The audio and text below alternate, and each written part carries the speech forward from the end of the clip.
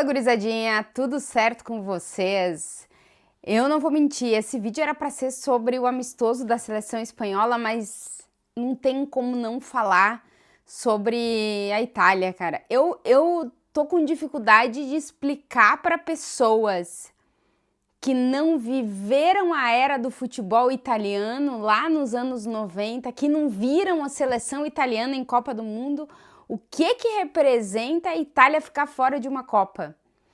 Vou ir pensando aqui, mas antes de mais nada, se vocês estão por aqui e ainda não estão inscritos no canal, se inscrevam para ajudar o canal a crescer, deixa o like no vídeo, sempre os comentários de vocês são muito aguardados por aqui. Mas bora lá falar sobre as classificações das últimas seleções europeias para a Copa do Mundo, onde de novo tivemos surpresa. Vamos lá, vamos dar uma passada geral sobre classificações das seleções europeias para a Copa do Mundo. A gente tinha 4 vagas que estavam em jogo na repescagem, que aconteceu nessa terça-feira. E tínhamos Suécia enfrentando Polônia, Kosovo enfrentando a Turquia, República Tcheca enfrentando a Dinamarca e a Bósnia enfrentando a Itália. Começo pela Suécia contra a Polônia. A Suécia ganhou, conseguiu se classificar, vencendo o jogo. E o nome, claro, da eliminatória para a Suécia, porque lembrando que a eliminatória dessa repescagem europeia para os últimos 4 colocados entrarem nas vagas, últimas 4 vagas europeias para a Copa do Mundo, são 2 jogos.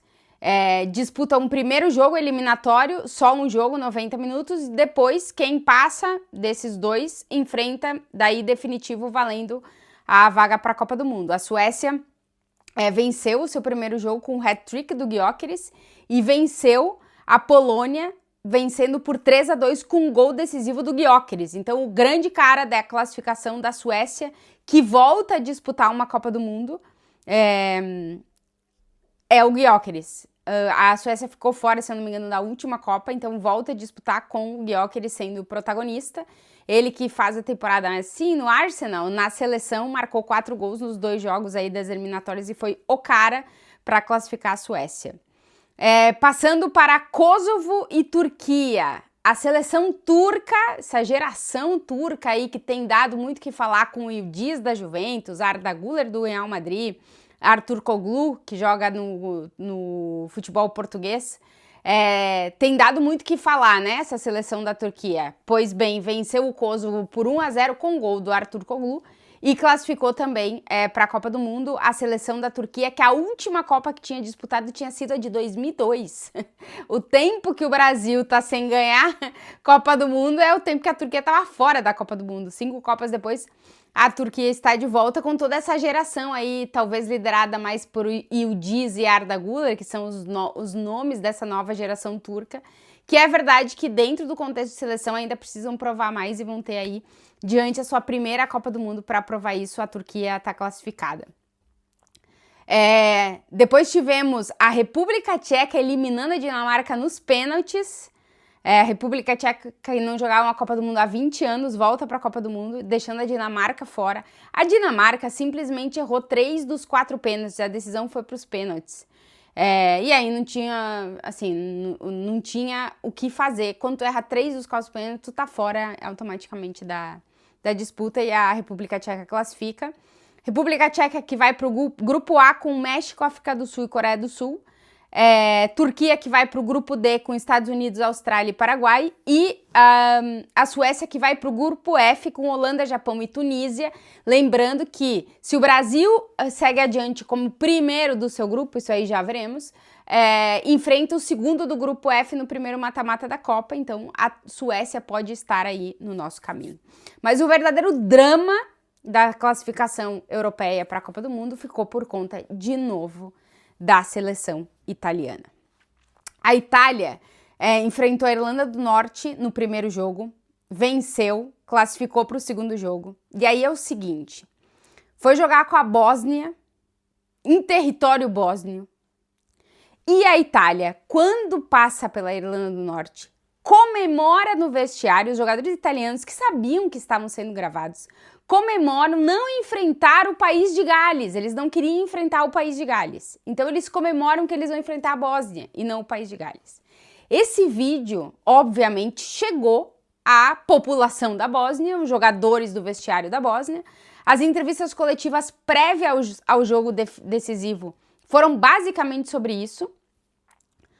A Bósnia colocou o jogo em um estádio apertadinho para 15 mil pessoas, que na transmissão tu assistia, principalmente nos pênaltis, que foi o momento mais tenso, e o estádio balançava. Então a Itália mesmo jogou uma pressão para esse jogo e transformou para a Bósnia um negócio de vamos mostrar aqui que nós somos um adversário no nível da Itália, que a Itália não tem que comemorar quando vai enfrentar a gente em uma eliminatória valendo vaga na Copa do Mundo. E todo esse clima, tudo isso que foi criado pela própria seleção italiana, colocou a seleção italiana em uma arapuca. Porque a Itália chega para o jogo, é um time melhor, tem peças melhores. É verdade que a seleção italiana, talvez o grosso do melhor que a Itália tem nesse momento esteja no sistema defensivo e não ofensivo. Mas o Moise Kean, aos 15 minutos, com um erro da seleção da Bósnia, marca 1-0.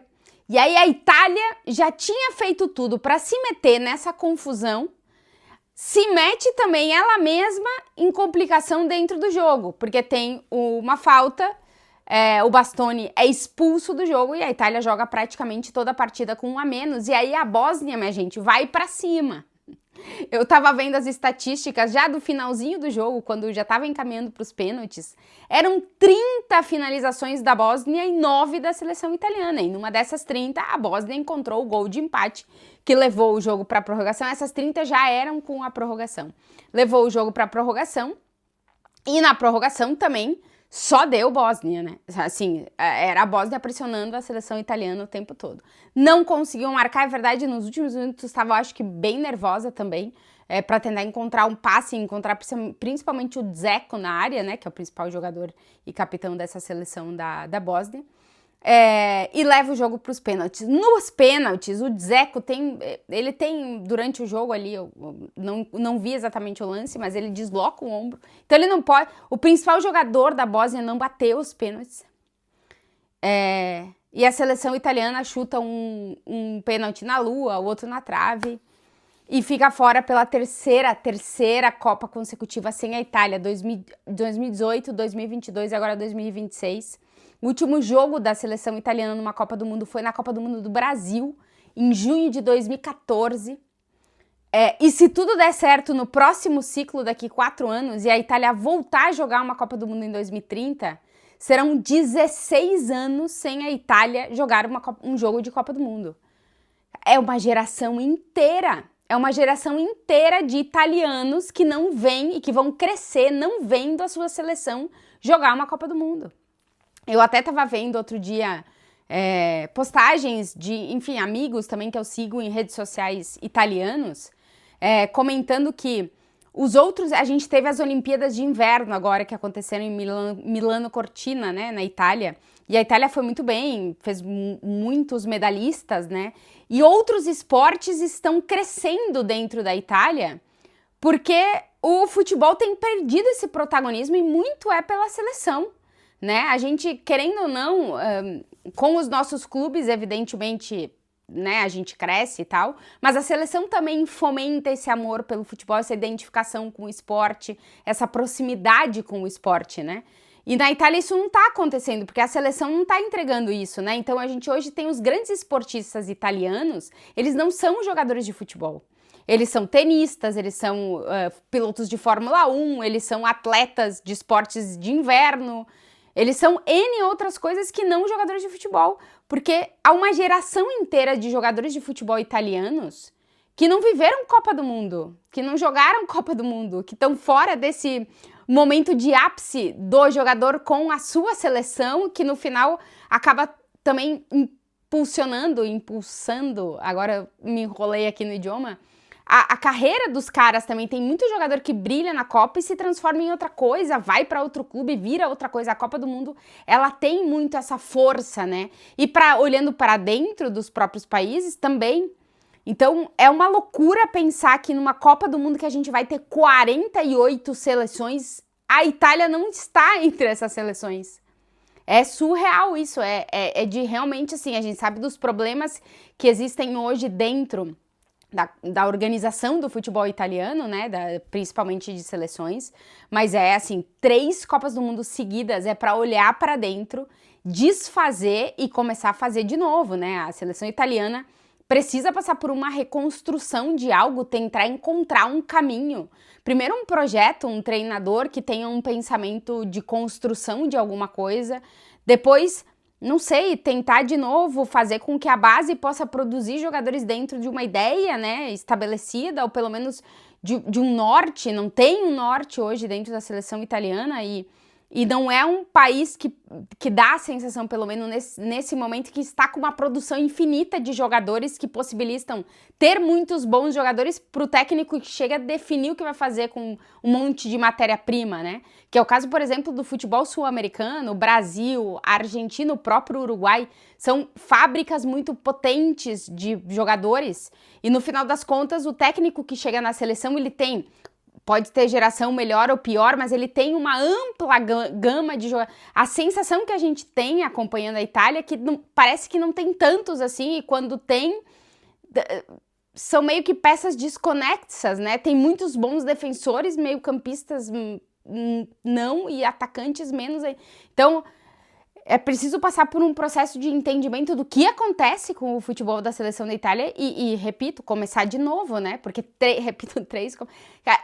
É muito difícil hoje, se a gente encontrar, eu que vivi o futebol italiano de clubes dos anos 90, que era muito forte. Os clubes também perderam essa força, né, dentro do futebol europeu, o futebol mundial, mas eles ainda estão aí porque são estruturas muito, muito fortes, né. E quem viveu a seleção italiana, a Copa de 90, a minha lembrança é muito vaga, mas a de 94, o Brasil jogou a final de Copa do Mundo com a Itália em 94, a Itália ganhou uma final em 2006, a Itália é aquela seleção que ninguém quer pegar em Copa do Mundo, porque é horrível de jogar, de ganhar, porque eles, né, batalham. E de repente a Itália desapareceu de Copa do Mundo, assim. Como é que a gente vai explicar para as pessoas que a Itália tem 4 estrelas na camisa e que é uma das seleções mais poderosas do mundo, para uma geração que simplesmente a Itália foi apagada da Copa do Mundo, né? 3 Copas seguidas, 16 anos sem Itália em Copa do Mundo. Se é que eles vão voltar em 2030, porque vamos ver, porque essa organização tá complicada, né? Cara, é realmente muito delicado o momento da seleção italiana e eu não sei o que eles vão fazer. Repito, na minha opinião, tem que olhar todos os erros e começar de novo, assim, pensar o que a gente quer fazer na Copa do Mundo de 34, né? Nem colocar 30 como meta, assim, já pensar na 34, porque vai saber como é que vai chegar na de 30, enfim, é um processo profundo. Agora, é realmente desesperador olhar e não ver a Itália numa Copa do Mundo com 48 seleções. E se vocês chegaram até aqui nesse vídeo, era para ser mais curto, mas eu fiquei me enrolando porque realmente, assim, é chocante, né? Os álbuns de Copa do Mundo dos últimos tempos, tu olha e cadê a Itália, cara? Itália, assim, pra mim é realmente muito difícil explicar como é que a Itália foi apagada das últimas 3 Copas, assim. E repito, essa classificação, ela tá toda na conta da Itália. A Itália fez tudo errado contra a Bósnia. A Itália mesmo se meteu em um lugar que não precisava, foi desnecessário. E aí deu no que deu, fora da Copa de novo. Que drama. Que drama vive a seleção italiana. Se vocês chegarem aqui e não estão inscritos, se inscrevam, deixa o like, comentem. E claro que eu volto para mais vídeos mais pra frente para vocês. Ah, sim, amanhã eu quero falar de seleção brasileira. Vamos ver. Vamos ver. Beijo pra vocês.